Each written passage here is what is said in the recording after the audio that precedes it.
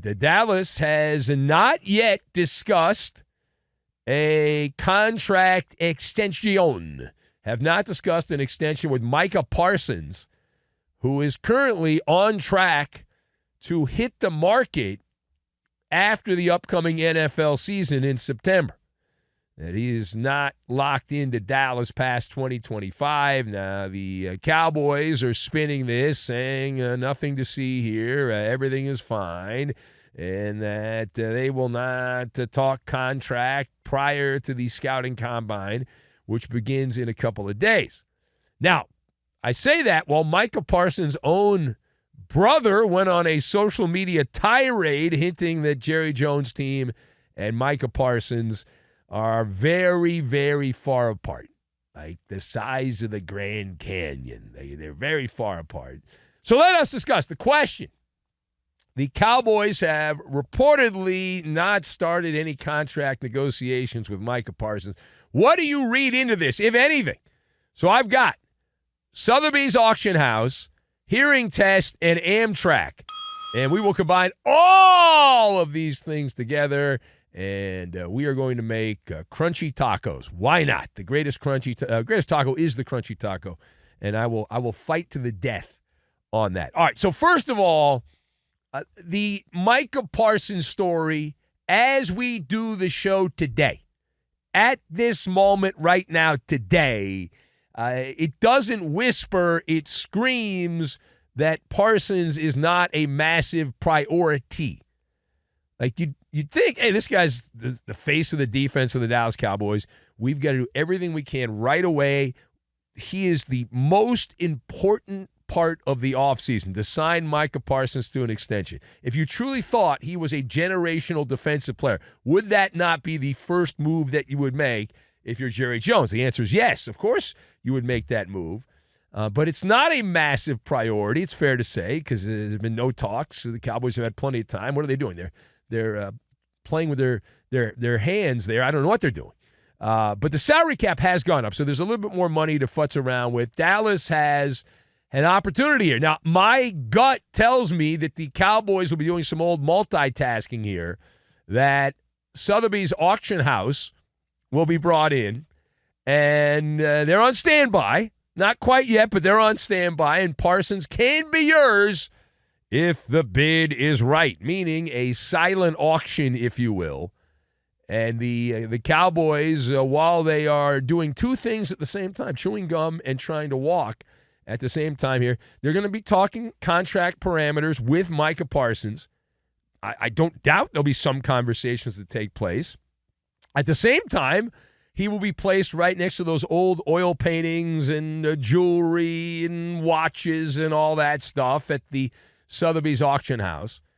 And now that doesn't mean Jerry Jones actually has the balls, the footballs to pull the trigger. He typically does not get rid of players that he deems to be a star. He hates to do that. And then when he does, he tries to bring them back. And so it's a weird dynamic there with Jerry Jones, but based on the fact that there's been no movement up until this point, it tells you that the Cowboys have not made Micah Parsons a number one, the biggest priority there. And you see what the market is. You say, see what I can get for that. It's like putting something on eBay. I'll post it on eBay, see if anybody bids on it. Maybe somebody wants it. Maybe they're willing to bid on it. And a couple people, and there you go.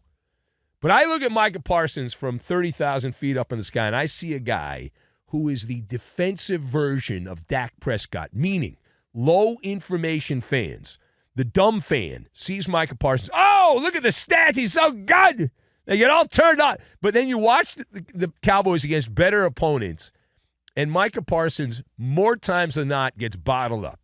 In big games, he doesn't rise up, which makes him a stat bandito against weaker opponents. Better teams have been able to consistently handcuff Micah Parsons time and again. And at some point, I know it's only been a couple of years and all that, but at some point you got to say, well, who is the real Micah Parsons? Is this a guy that's just going to put up empty numbers against a weak opponent, or is this a guy that's going to end up better than that and really make his mark against the better teams? Now, secondly, we pivot now to Baltimore, Maryland, where the seafood is fresh and the football is foul.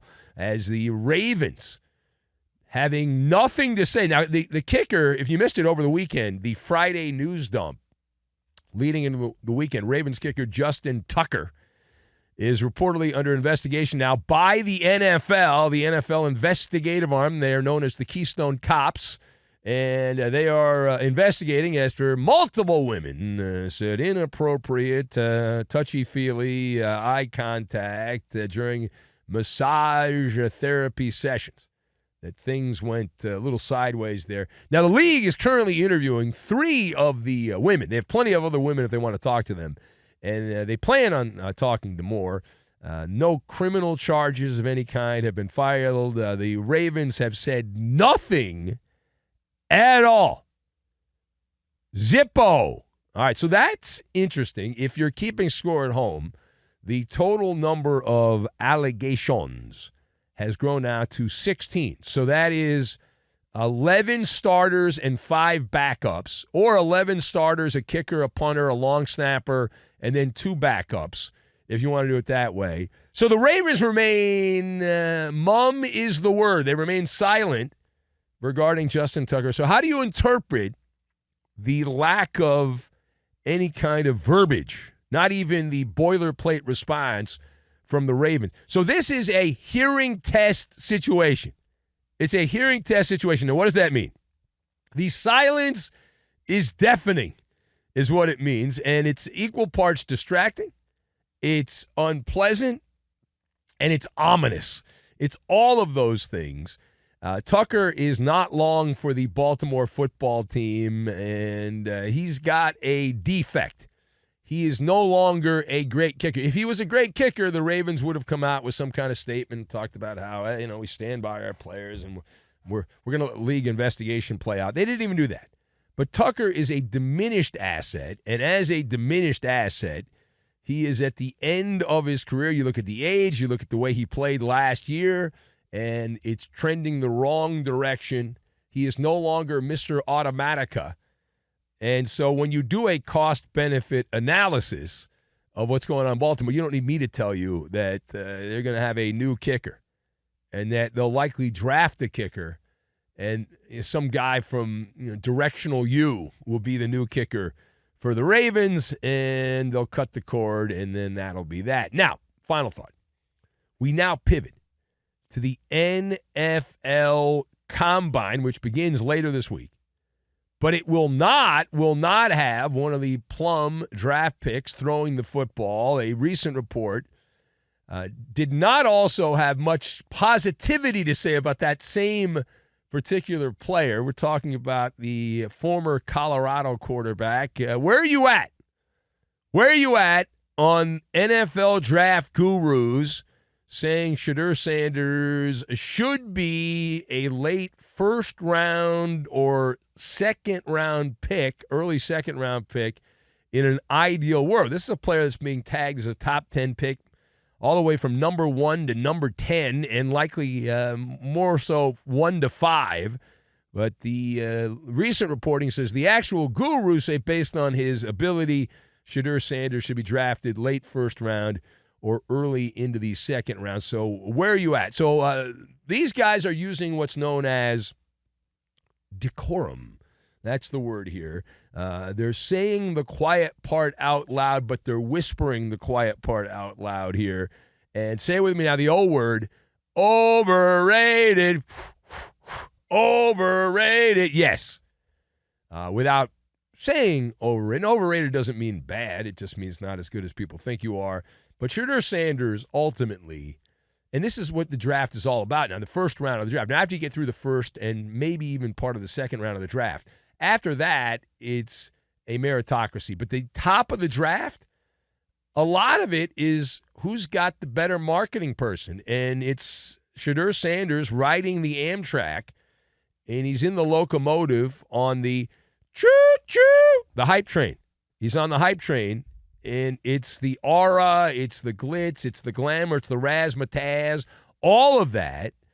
Marketing is a battle of what? It's a battle of perceptions, not products. It's not about the product. It's about the perception of the product. And the NFL draft at the very top is more about perception than reality. and the perception that you can sell Shedeur Sanders, that you can take him in a top 5 pick and you can sell him because of the bloodlines with Deion Sanders and all that. Now, meanwhile, there is a mini brouhaha developing, and it involves Ian Rappaport, the NFL information person for state-sponsored NFL media, who is getting absolutely roasted over an open fire over a social media post recently about Shedeur Sanders skipping the combine, at least the throwing portion of the combine, this week. No bueno on that, not taking part in that one at all. So, Rappaport posted that Colorado quarterback and potential top pick Shedeur Sanders plans to focus on his interviews, right? Focus on his interviews with teams at the NFL Scouting Combine, helping them continue to learn him as a person. He'll allow his 4 years of film to speak loudly and then throw at his pro day with 4 draftable CU wide receivers, close quote. So why does that look so bad? Why does it sound so bad? What's that all about? Well, it reads and sounds like it was written by a publicity person for Shedeur Sanders. The kind of thing that was just sent, copied, and pasted and sent out by Ian Rappaport from an agent or marketing person. Now, we don't know for sure whether that happened. It's more likely than not that it did actually happen because there's not an ounce of integrity in that. It's, oh, this is great. You know, he's going to let the film speak for itself, and, you know, he's going to learn him as a person. Like, well, what is that about? That's bullcrap. It's absolute bullcrap. That's manure is what that is. And we know this happens regularly. Now, most famously, you remember a couple years ago, Adam Schefter got caught with his pants down, and there was an email chain in which Schefter was just repackaging commentary from an NFL executive, Bruce Allen. In fact, called him Mr. Editor. Which was very awkward. Very awkward. But this, you know, it's the NFL. It's quid pro quo, right? So if you're Ian Rappaport, I'm not saying this happened 100%, but you know, in a world, in a dimension in the multiverse, if you're Ian Rappaport or NFL insider guy, and you send out some knee pad comment on social media about how great a player is before the combine, and then they hook you up with insider information 2 months from now, it's I scratch your back, you scratch my back, and that's how it goes.